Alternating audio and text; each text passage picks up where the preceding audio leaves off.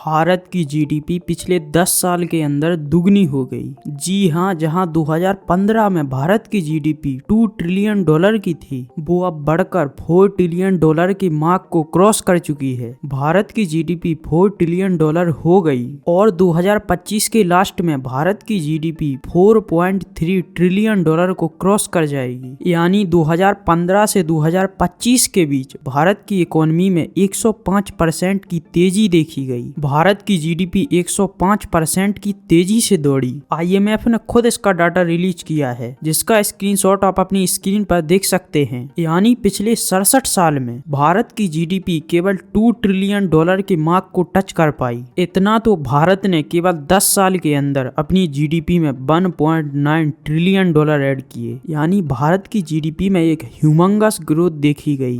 दुनिया में सबसे तेज रफ्तार से भारत की इकोनॉमी ग्रो हुई। इकोनॉमिक ग्रोथ के मामले में भारत के आसपास दुनिया का कोई भी देश नहीं है, चाहे फिर वो अमेरिका हो, चाइना हो, जर्मनी हो, जापान हो। जीडीपी ग्रोथ के मामले में भारत दुनिया का नंबर 1 देश है। 2015 से 2025 के बीच भारत की जीडीपी 105% की दर से ग्रो हुई। 2015 से 2025 के बीच में भारत की जीडीपी में 105% की ग्रोथ देखी गई। भारत की इकोनॉमी जो इतनी रफ्तार से ग्रो हुई है, उसका कारण है कि भारत ने 2000 से 2020 के बीच में $1 ट्रिलियन का FDI यानी फॉरेन डायरेक्ट इन्वेस्टमेंट अट्रैक्ट किया। यानी पिछले 20 साल के अंदर बाहरी देशों ने भारत में $1 ट्रिलियन का निवेश किया। दुनिया के बाकी देशों ने अपनी मैन्युफैक्चरिंग भारत में सेटअप की और अपने प्रोडक्ट भारत में मैन्युफैक्चरिंग करके दूसरी कंट्रियों को एक्सपोर्ट करना शुरू कर दिया। पहले लो कॉस्ट आइटम अधिकतर चाइना में मैन्युफैक्चरिंग होते थे, लेकिन भारत ने जैसे ही PLI स्कीम निकाली और कई कंपनियों को कई सारे इंसेंटिव दिए गए, जैसे आपको बिजली सस्ती मिल जाएगी, टैक्स में कुछ छूट मिल जाएगी, और जो लेबर कॉस्ट है यानी किसी प्रोडक्ट को बनाने की जो कीमत है वो तो भारत में कम है ही। इसीलिए दूसरे देशों ने अपनी मैन्युफैक्चरिंग भारत में की।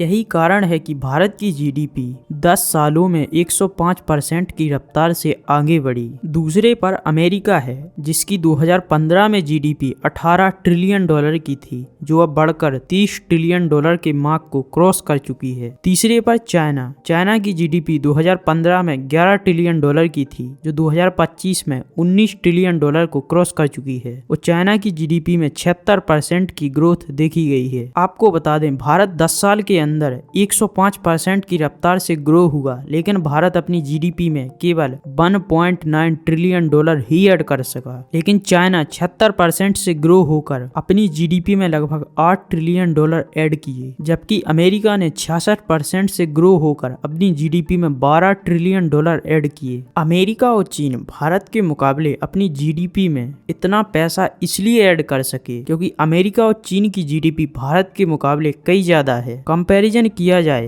तो चाइना की जीडीपी भारत के मुकाबले 5 गुना बड़ी है और अमेरिका की जीडीपी भारत के मुकाबले 8 गुना बड़ी है। ऐसे में आप कह सकते हैं कि जो परसेंटेज वाइज है वो भारत ज्यादा ग्रो होगा, लेकिन जो नंबर वाइज यानी किसने अपनी जीडीपी में कितना ऐड किया, तो उस मामले में चाइना और अमेरिका भारत से कई आगे हैं। चौथे पर जर्मनी, जो 44% की दर से ग्रो हुआ, लेकिन जापान 5वें स्पॉट पर है और जापान की जीडीपी 2015 में $4.4 ट्रिलियन की थी, जो अब 2025 में $4.4 ट्रिलियन की है और 2025 के लास्ट तक जापान की जीडीपी $4.4 ट्रिलियन की ही रहेगी। यानी जापान की जीडीपी ना तो कल ग्रो हुई, ना आज ग्रो होगी और ना ही आने वाले समय में ग्रो होगी। 2026 के बाद हो सकता है कि जापान की जीडीपी में कुछ ग्रोथ हो, लेकिन अभी तक तो यही पता चल रहा है कि जापान की इकोनॉमी शून्य यानी 0% से ग्रो हुई। जब मैं वीडियो रिकॉर्ड कर रहा था तो एक और अच्छी खबर निकल के आई कि भारत अपनी जीडीपी में 3 या 4 साल के अंदर $1 ट्रिलियन